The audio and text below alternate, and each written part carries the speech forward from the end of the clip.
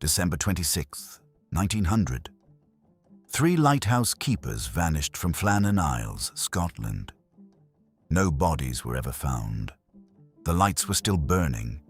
The table was set for dinner. One chair was knocked over. The clock had stopped. No one ever explained what happened. The year is 1900. The place, Edinburgh, Scotland. James Ducat was a man who feared nothing. 22 years as a lighthouse keeper had made him that way. He had survived 3 shipwrecks, 2 hurricanes, and 1 winter so brutal it froze the sea itself. Fear, he used to say, was for men who hadn't looked the ocean in the eye. On the morning of December 7th, he received his assignment letter. 3 keepers, Flannan Isles Lighthouse, 90 days. Standard rotation. His wife packed his bag in silence. She always did when she was afraid to speak. At the door, she grabbed his arm. "James," she whispered, "don't go." He kissed her forehead and walked into the grey Scottish morning. He never came back. The 3 keepers arrived on December 7th. James Ducat, the head keeper, calm, experienced, unshakable. Thomas Marshall, the second keeper, young, nervous, always writing in his journal. Donald MacArthur, the relief keeper, a last-minute replacement for a man who had fallen sick the night before. Some would later say the sick man was the lucky one. The island was wrong from the first moment. Not wrong in a way you could explain, not wrong in a way that showed up in the logbook entries or the weather reports. Wrong the way a room feels wrong when you walk in and everyone goes quiet. Wrong the way a dog refuses to enter a house it has never been to before. The ocean around the island was too still. No seabirds, not a single one. In December, the Flannan Isles were usually crowded with gannets and puffins. But that first morning, the rocks were empty. The sky was empty. Thomas Marshall wrote in his journal that night, December 7th, arrive safely. James says the silence is normal. Donald does not speak. I do not believe the silence is normal. Something is listening to it. The lighthouse log was the only record left behind. What it contained was never fully explained. December 12th. Written by Thomas Marshall. Storm has not come, but James is behaving as though it has.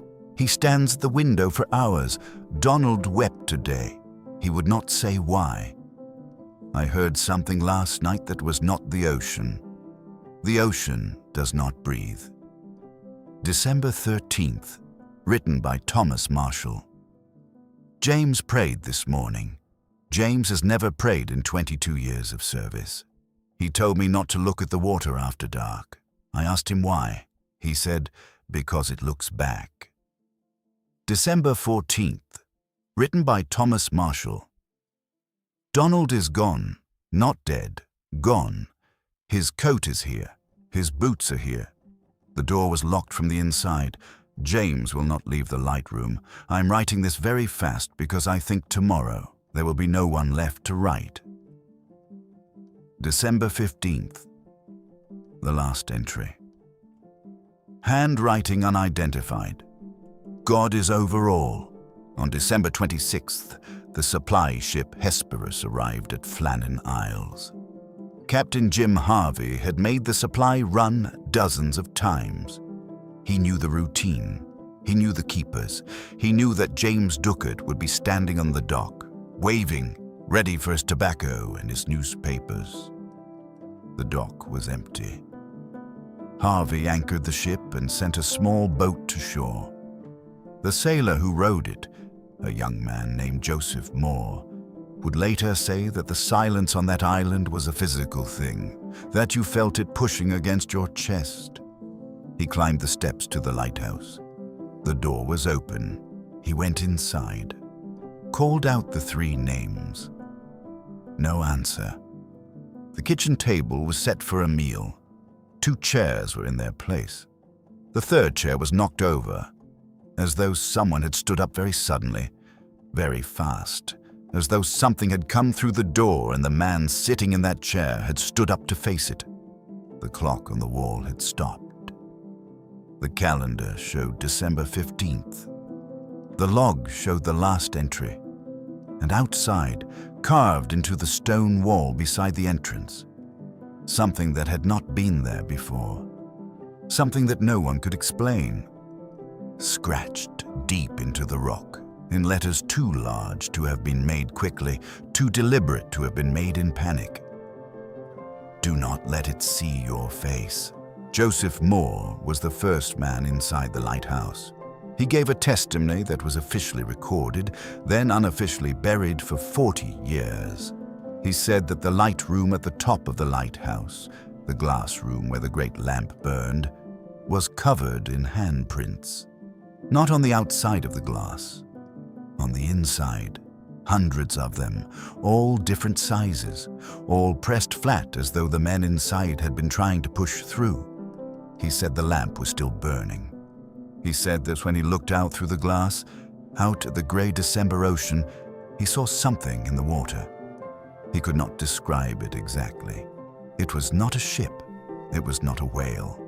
It was large, very large, and it was still, perfectly still, watching the lighthouse the way a cat watches a mouse hole. When he looked directly at it, he said, it moved, not away, toward the island, slow and certain and patient. He ran back down the stairs. He did not stop running until he was back on the Hesperus. He never returned to Flannan Isles. He never worked at sea again. And for the rest of his life, for 43 more years, he slept with every light in his house burning. He said, whatever it was, it cannot stand the light. That is the only reason I am still here.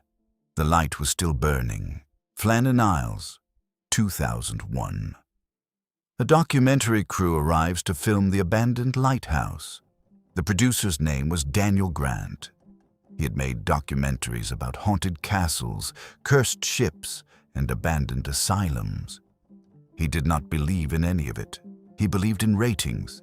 He brought 4 people, himself, a cameraman, a sound engineer, and a historian named Dr. Claire Webb, who had spent 10 years researching the original 1900 disappearance. Dr. Webb had found something in the Scottish National Archives, a sealed file locked for a century.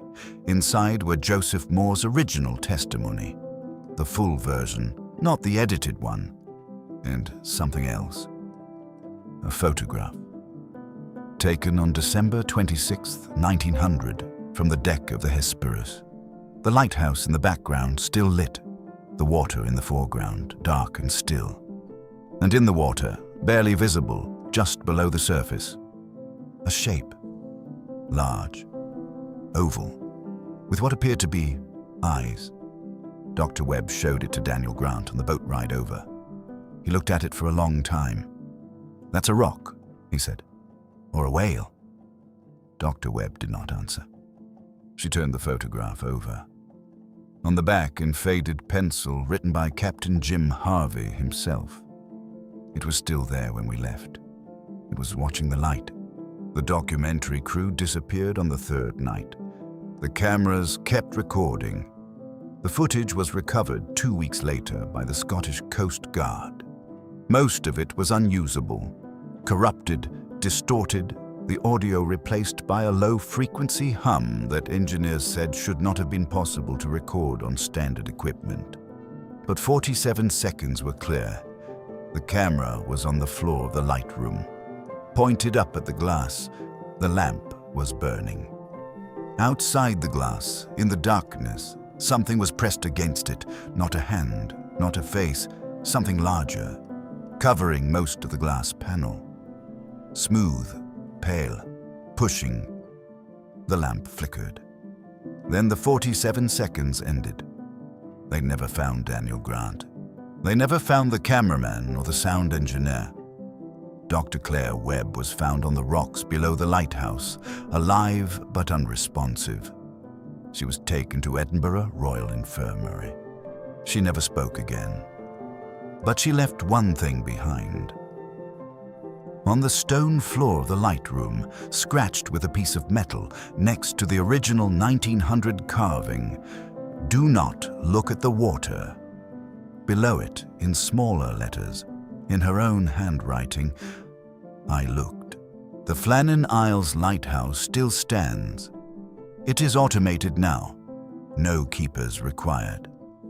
The Scottish government installed the automated system in 1971. Officially, the reason was modernization. Unofficially, there is a note in the Northern Lighthouse Board Archive, dated 1970, from the last keeper to serve on the island. His final report before automation contains one line that was never explained, never addressed, never removed from the file. The light must never go out. I do not know what comes if the light goes out. I do not want to know. Keep the light burning. Keep it burning always. The light is still burning. Tonight as you read this, it is still burning. The end.